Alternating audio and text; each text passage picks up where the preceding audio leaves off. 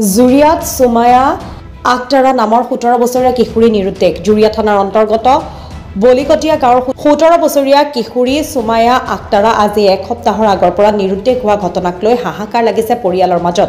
নিৰুদ্দেশ হোৱা কিশোৰীজনী হৈছে জুৰিয়াৰ বলিকটীয়া গাঁৱৰ জাকিৰ হুছেইনৰ ছোৱালী। ঘটনা অনুসৰি যোৱা 7 দিন আগতে ঘৰৰ পৰা ওলাই গৈছিলে আৰু মৰিগাঁও জিলাৰ অন্তৰ্গত মায়েং থানাৰ 2 নং বালিমুখ গাঁৱৰ খলিলুৰ ৰহমানৰ পুতেক নাজৰুল ইছলামৰ লগত। তাৰ পিছৰে পৰা আজি পৰ্যন্ত কোনো সন্ধান লাভ কৰা নাই ভুক্তভোগী পৰিয়ালটোৱে। নিজাববীয়াকৈ পৰিয়ালটোৱে বহু অনুসন্ধান চলাইছে যদিও কোনো ধৰণৰ সন্ধান লাভ নকৰাত অৱশেষত কাষ চাপিছে দগাঁও উপ আৰক্ষী পহৰা চকীত।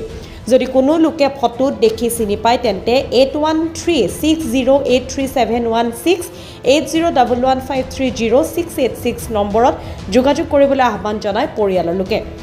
নগাঁৱৰ পৰা মুজাম্মেল খানৰ রিপোর্ট, নিভাজ অসম লাইভ। আমার শরীরটা 7 দিন হয়েছে বাড়ির থেকে সারা লয়ে গেছে, কিন্তু আমরা কোনো উদ্দেশ্য পাইছি না, কিছু না। দগাও একটা এজাহার দিছিলাম, মানে আইনে কি মানে লইব। ছোৱালীজনীৰ নাম কি আপোনাৰ? সুমায়া আক্তাৰ। সুমায়া আক্তাৰ। ল'ৰাটো যে লৈ গৈছে ছোৱালীজনী ক'ৰ হয়?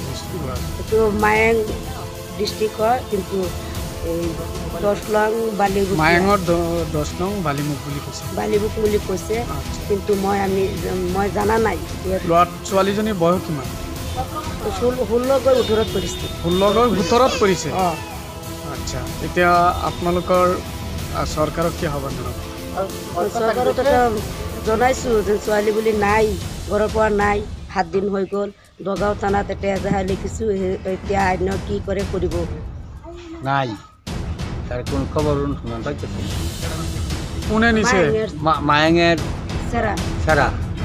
নামটো কি ল'ৰাটোৰ? নাজিৰুল ইসলাম। নাজিৰুল ইসলাম।